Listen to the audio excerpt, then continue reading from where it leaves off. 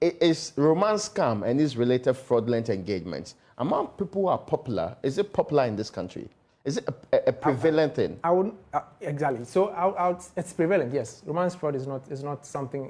This case is not the first, and it's something that is prevalent. Like I shared with you earlier, I actually found a 9-year-old. I told you, 9-year-old sitting in an internet cafe, competent enough to run using Google Translator. Okay. Chatting with a male, pretending to be a female, very little clothing on, and translating English into Spanish and posting it off to the person. And the person seems to be enjoying, and they're having a good conversation. At age 9. So that should tell you.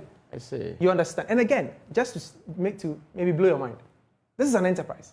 Like we said, this is an enterprise, and you have people at different levels of this enterprise. That 9-year-old is working for somebody. Oh, okay. Okay. You understand? Well, that makes sense. Exactly. And so the other people also up the chain who deal with higher. So let's say the 9-year-old hits a stone wall. He passes the person on to somebody who is more experienced in the industry. That person also hits a brick wall, passes it on to the next person who is more experienced. So it's a chain. And so you find that eventually the industry is growing, and the tools we have can take us so far.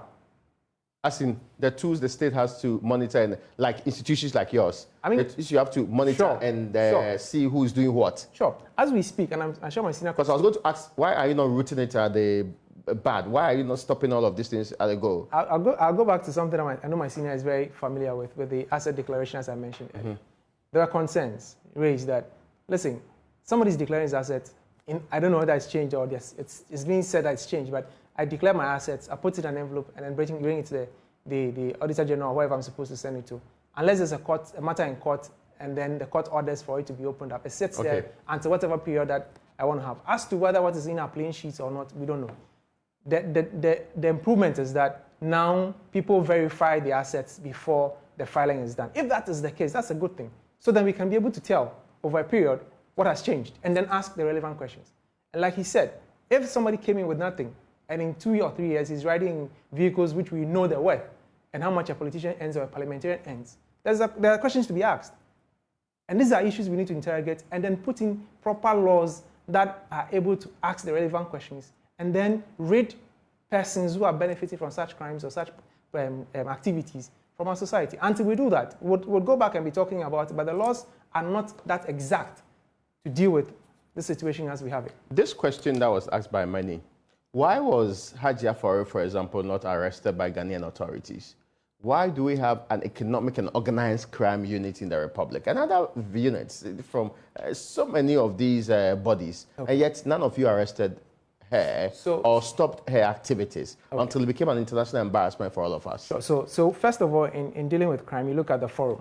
Okay. That was the crime committed, and that is most of the time that's what determines how the proceedings would go. Okay. Because you want to look at where you have enough evidence or you have grounds to initiate the criminal proceedings, and then you do that. So that would be, in this case, that would be the reason I can give for this particular case. But there are instances that we also dealt with cases in-house, where we have information, usually comes from international cooperation, or you have liaison officers who liaise with authorities like EOCO and other institutions, and they provide you information to be able to investigate these such persons, recover proceeds from them, return these proceeds to the victims or the vulnerable persons. Oh, we do that here. We've done a lot of cases that the EOCO has done. We've done that. You understand? So we're able to recover proceeds. Sure, we're able to recover from the person through the medium of the court. It's not a So we find the person, put them before court, charge them for offences.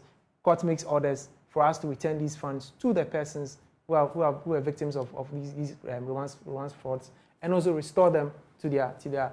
So it wasn't as if you were incompetent. That's far from that. It's not true. Far from. I mean, you mean because someone say that, well, they are roaming in our streets. Why are you people not arresting them? We don't know what they are doing. They have a lot of money on their hands. They are buying buildings all over the place. Why were you not the ones arresting them? So you must understand that, again, there's one thing suspecting, that's on having evidence to prosecute somebody. And again, the wheels of justice grind slowly. Okay. So it's a process.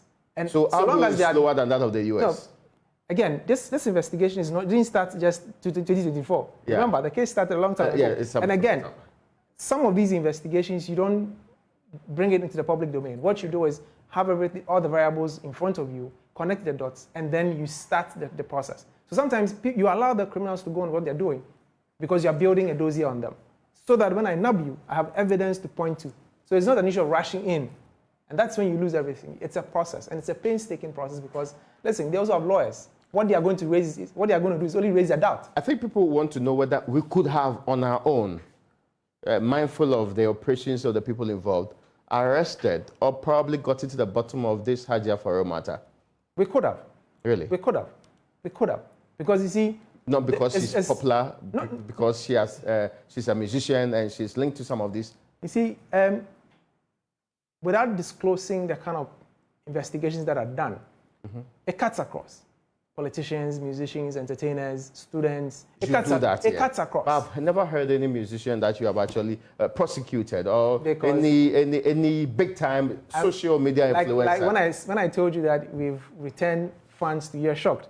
Yes. Because you like, well, they've taken something. Well, I've not seen the evidence of you returning funds to anybody. There's a litany of cases where we return resources. Some we have to even, liquidate here and then send the funds back because they don't need those assets that have been procured by the criminals here in Accra.